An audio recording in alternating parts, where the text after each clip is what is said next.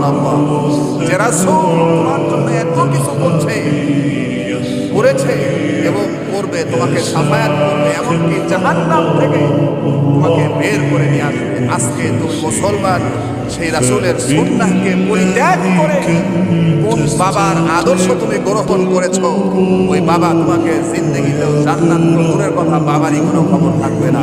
ঠিক কিনা? বাবা কি জান্নাতে নিয়ে যাবে? এমন কোন বাবা নাই যে জান্নাতে নিয়ে যাবে। জান্নাতে নিয়ে যাবে, সুপারিশ করবে একমাত্র রাসূল। জোরে বলি সুবহানাল্লাহ।